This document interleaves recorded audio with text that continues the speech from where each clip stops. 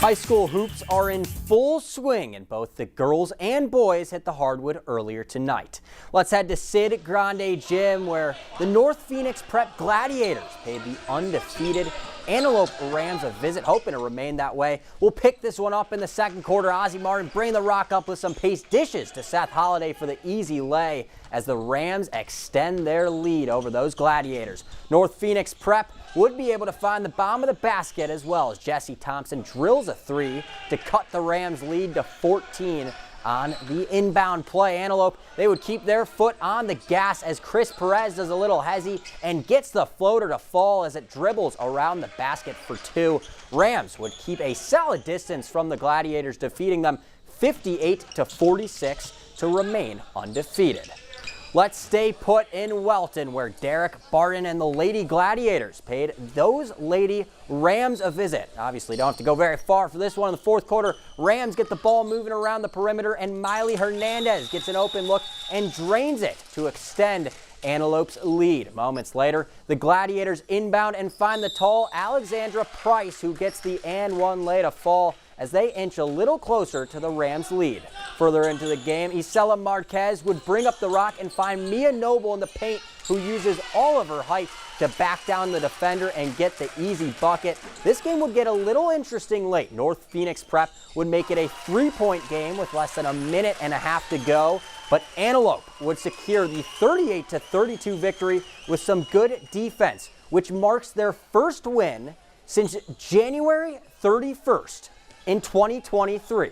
All right, quite a while. A special moment for those ladies. I got to catch up with junior center Mia Noble after the game on how sweet the W was. It's amazing. I really saw my team come together tonight, and we just really worked really great together, and this year just seems very promising for Antelope. Again, that win marked their first one in nearly 3 years. The Lady Rams hit the court again next Tuesday at home against Desert Heights Prep.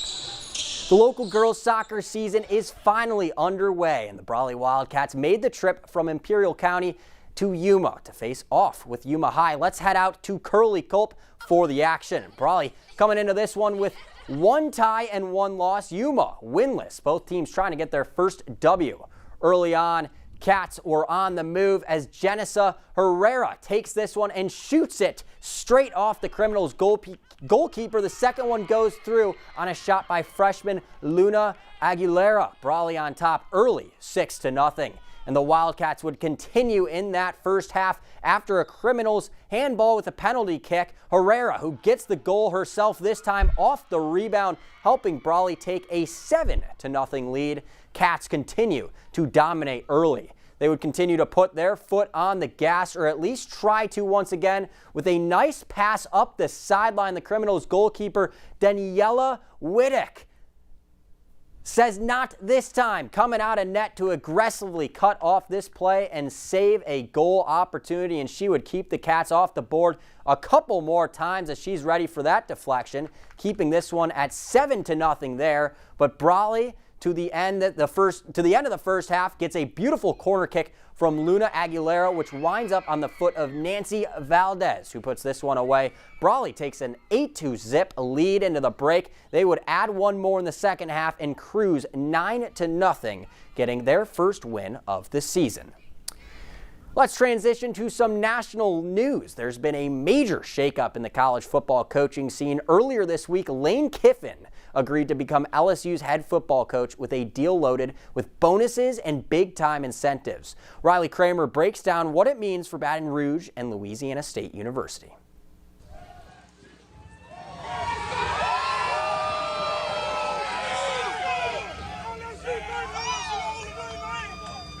Just here to see Lane Kiffin land, our new head coach. Cam Fernberg joined dozens of diehard LSU fans in the cold and rainy weather to welcome their new head football coach to Baton Rouge for the first time. We've had season tickets since 1958, and finally got some enthusiasm around the program, fresh face, some excitement with it comes football, It's the news that LSU fans have been waiting weeks for, since Brian Kelly was fired mid-season.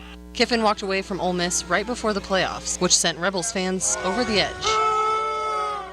But that hate quickly turned into love as Tigers fans greeted Kiffin at the airport. So first of all, I was passing by and I saw the commotion, but I just watched how Ole Miss had dismissed him. And so what better way than to be received well by the team that you're coming to? So I thought that was a good thing. So I was like, let me go be a part of that. Nikisha Kelly, LSU class of 2009, says this support and energy is what the Tigers have been missing. And she's not the only one who thinks that.